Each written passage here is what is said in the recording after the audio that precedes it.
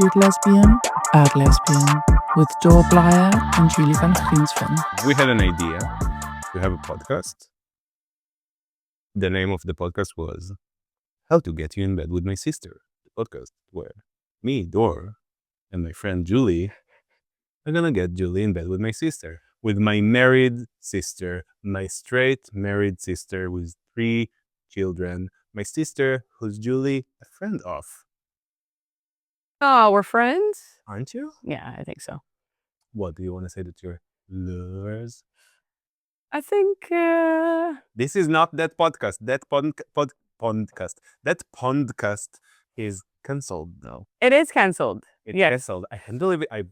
I didn't have time to Process it. Yeah, it just happened. It's cancelled for many, many reasons. One, because you start coming up with stupid games. Processing now. 2, because I do want to be authentic. Yeah. And I do not want to come across as a homewrecker because I'm not. The original idea of this podcast was just to have us speaking on camera. Well, the camera. The cameras came later. Yes. But the idea was to share our conversations with the world, probably. No one would listen. No one would watch. I love that.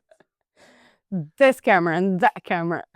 But, Let's not forget that one. no. But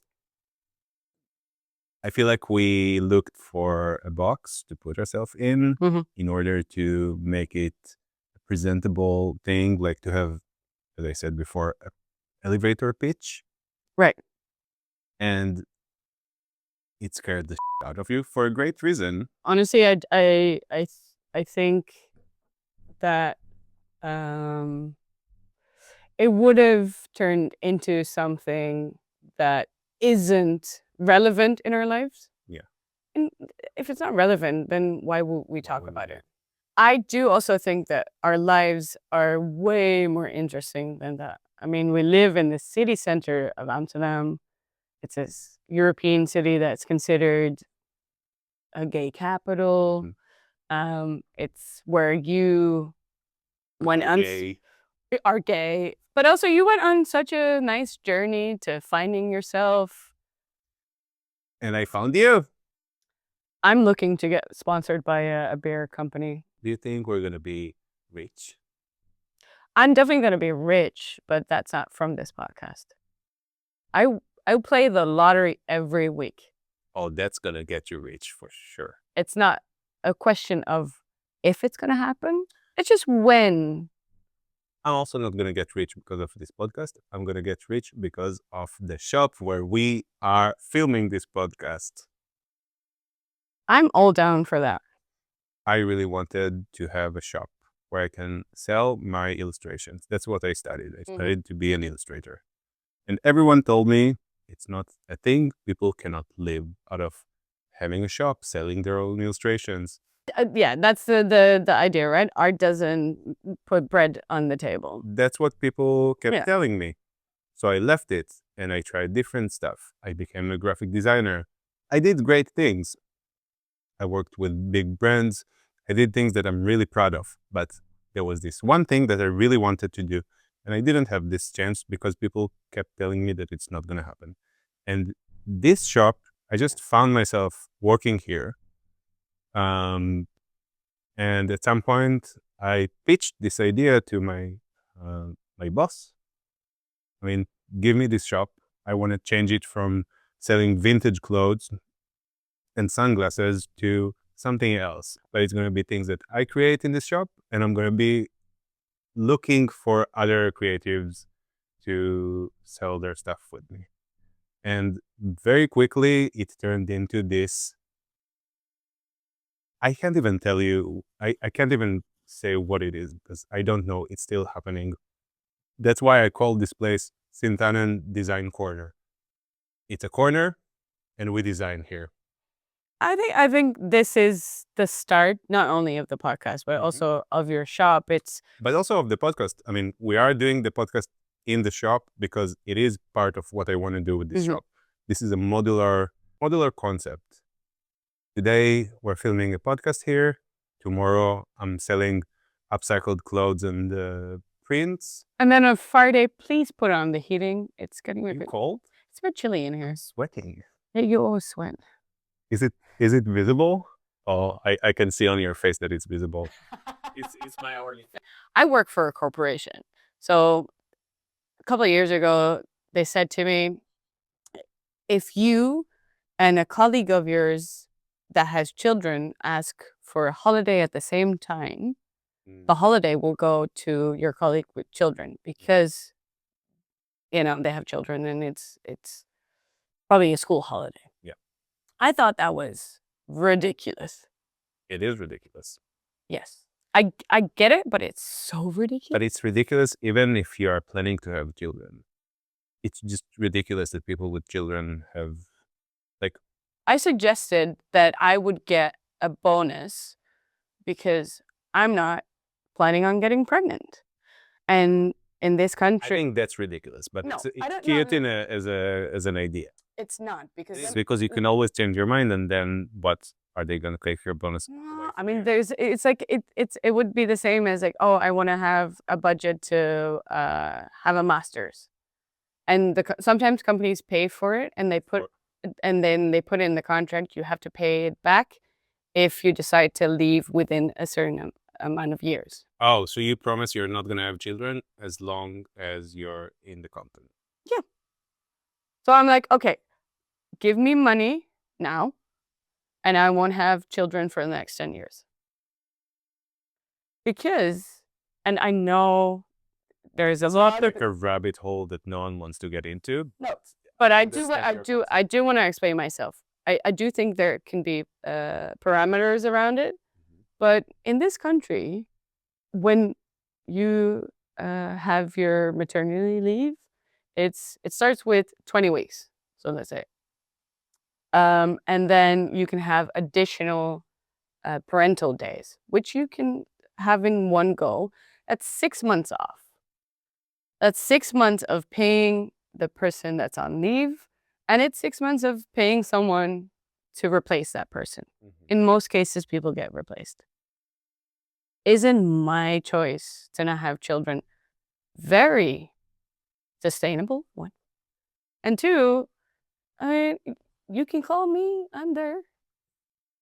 In the way I see it, it's sort of damaging to the company, right? Mhm. But then if you would see it from the standpoint of parents, they're like, no, but this is my human right.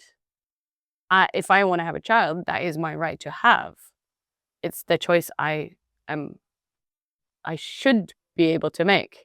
And it's not damaging to a company. So it's gonna be a matter of higher morals, because some people with children, not all people with children, but some people with children would think that they have higher morals than you do by fighting for people who want to have children and not supporting people who don't want children.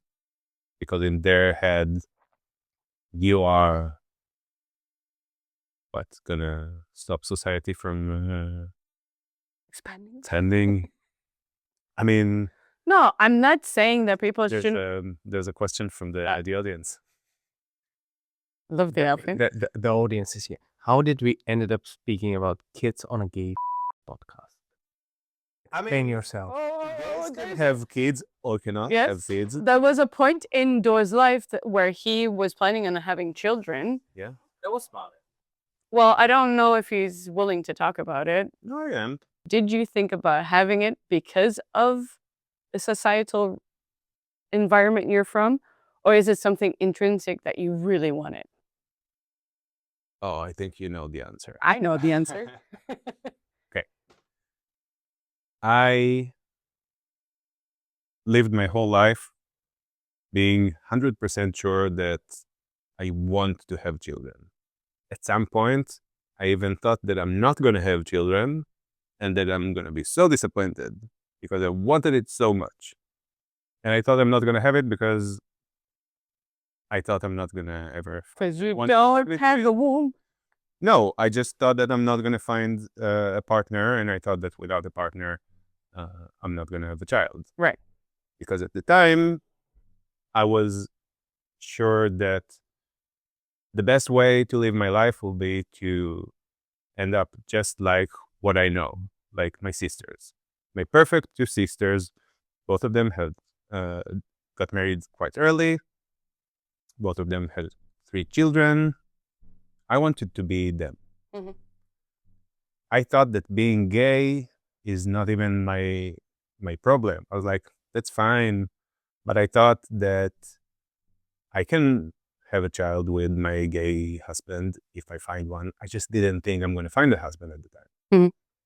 My self-esteem was very, very low. I did end up having a boyfriend who turned into my husband, and I was sure that I'm going to have a child with him, and we planned our whole life around it. And that's also the reason why we actually moved to the Netherlands, because back where I lived, it wasn't legal to adopt a child. Later, I also realized that it's very, very hard for a gay couple in their 30s who speak only Hebrew and English. It's very hard to adopt a child here. I think adopting in general is very hard. Very hard. But it gets harder and harder when you are different.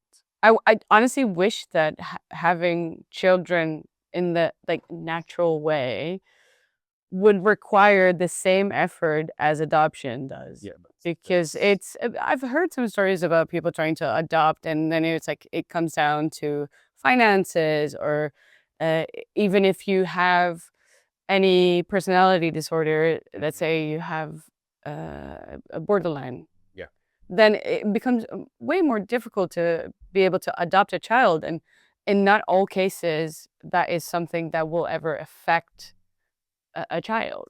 And also, Listen, you can have borderline and go into a bar and make someone pregnant. Yeah, but we have no control on that, and we don't want to have control. No, I'm just saying. Sometimes you would think if I we wish would- it wasn't as easy. But later in life, I realized not only that I lived my whole life trying to achieve something that I always had the feeling that I don't really want, but I was fighting it because I didn't want to have a child. Girl, that's what you do. What are you I doing? No, bring more Jews in the world. You want to have a child with me? No. It wouldn't be Jewish if it was. It would be a nice Catholic baby. Yes. And that's what we want. We want more of you. We should call it Jesus. Yeah. Anyways, my point was that I realized that I didn't really want to have children. I just wanted to be the same as what I know and what I saw around me. And what I saw around me was straight people with children. Straight, I knew I cannot be. Like, maybe being a father is the closest I can be to that. We've been to church lately together. Yeah. To the real church. Real To the Orthodox. No, it's not an Orthodox. No, that's a. This is how much I know about Christianity. What kind of It's a regular it was Sunday. it was a Catholic Yes, church. It's where the wine is, the bread. I'll tell you something, which I don't know if you're aware of. Back in Israel, we know nothing about you. They teach us nothing about Christianity. We know nothing about Jesus. referring to me. Yeah, back in Israel, we definitely know nothing about you in particular. But yeah, we don't learn about Jesus. So everything I know, I had to Google or ask people. Right. I am learning a lot. I'm not saying that I know everything, but I did grow up I Catholic. know stuff though about Yeah, I mean, Judaism. I went to a nun school, so What? Did you go to a nun? That's so many options. You were supposed to be a nun? No. It's Catholic school, but with nuns. So you call it a nun school? That's how I call it. There were nuns. It was a Catholic school. Yeah. I had a little yeah. uniform. If I wanted to be a nun, I could have probably like easily applied for the job. But Yeah, you could easily apply for the job. You don't have studies for that. yeah, that comes out. Not like a priest. No, it's similar to a priest. You have to apply for it, and then you get the training. I can apply as well. I will be rejected, but I can apply. No, they were. I don't think they would. Well, they because it's Can I be a nurse? a nurse. And nun. No, You're the nurse. no, you cannot. I can be a nurse. You can be a father of Christ. No, of course, no. You can't be a nun. It's. That's what I said. I can apply. I will be rejected, but I can always apply. You could apply. Should I apply? You could maybe be I don't even know if this is factual, but maybe you could be the first transgender nun. Let's talk about club church. We don't have much to talk about club church because you never go there. Sometimes you go there and I realize later that you went. Sometimes I make mistakes in life. So I work on Friday mornings. Yeah, me too. And the only night Here in Sint Annen, Design Corner. the only nights that or most of so every week on a Thursday, it's for all. It's a club church. It's in the name. It's a club. It's in the Kerkstraat. Kerk is church. In the club. Little Dutch lesson there. Yes. Club church. It is my favorite club. Is it? Yeah. Oh. Is it? It is. It is my favorite club. It's Why? It's small. It's but not too small. It's very much feels like home in a way. It's not like I know everyone. After the betrayal you had, in club church. you thought it was hand sanitizer, and you got what? Well, that's how it started. So that was the first time I went to club church. So club church has 3 floors. Ground floor is a dance floor. Second floor is a mezzanine. Yeah, you could call it. It's a balcony where you can watch everyone dancing. Yeah. Or you can continue walking a little bit and there's a little dark room when you can have a little fun. The sling used to be there. It's still there. Oh, is it still there? Yeah. Okay. And there's the basement where you have a full-on dark room and toilets. You have penis showers, which are small showers for your penis. Because gay men have sex. Where are Our they? sex is different. Yeah. Anyways, Well, then, but also, do they also give you hoses if you want to douche? I think you can buy them. Because it's in the toilets that you have the connection to. Yeah. My ex-boyfriend told me about them. He used to work there.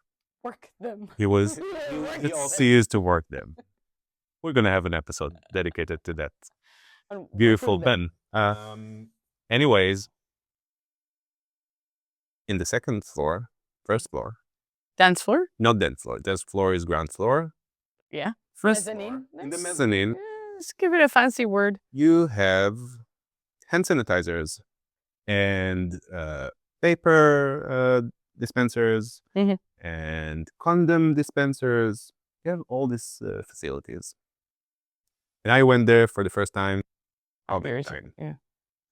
And I was like, wow, a club with hand sanitizer. So up to date. So I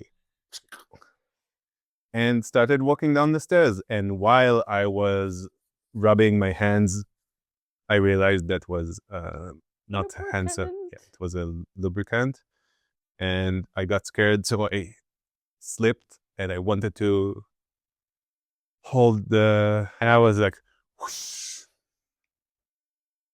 Yeah, but I survived and I still like this place, and it is it has grown on me like a rush, like chlamydia.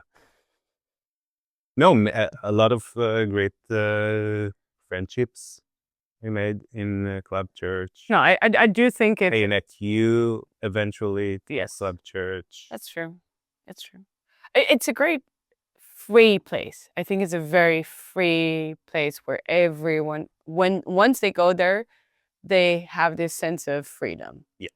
And there was one night that I brought a friend from Belgium there, I brought my sister there. and he also said he's very aware of his body. And Oh, I remember that night. yeah. We're there and together. he still talks about that night where he was in club church and was feeling free enough with our help to take off his shirt. That's so nice because I felt the same. I was very much aware of my body, but because of him, I took off my shirt as well. Mhm. And I remember I got so drunk that I took everyone's shirts, including yours, and I created myself a skirt of everyone's shirts. And whenever anyone wanted their shirt back, I was like, no, that's my skirt. And I kept. He was like a hula dancer. Yeah. Yeah. A homo hula dancer. Homo hula dancer. Shall we take a break? Yes, let's do that. Let's take a break. We're back. We're back. I wanted to talk about friendships when you're not living in your own country anymore. Yeah. Because now I'm dealing with the situation. I have a few good friends left back in Tel Aviv. We're now dealing with something going on in my close friend's life. And I'm not there. Yeah. To Support. actually support. Yeah. I feel like I'm doing my best by texting with her. I was wondering if you have any suggestions because you've been doing it for much longer than I. You've been here for like 20 years now. Yeah. I mean, for me, it's easier because I left at such an early age. And the friends I have here that I can also consider as family, because that's what you tend to do, right? It's like if you live far away from your family, you rebuild a family. Good friendships don't necessarily need to be in the same room. Supporting those friends is when you have the opportunity, you go see them. If you don't have the opportunity, the only thing you can do is be there if they need you through phone calls or with technology these days, it's FaceTiming. What else can you do? And in most cases as well, people go through heartaches by themselves anyways.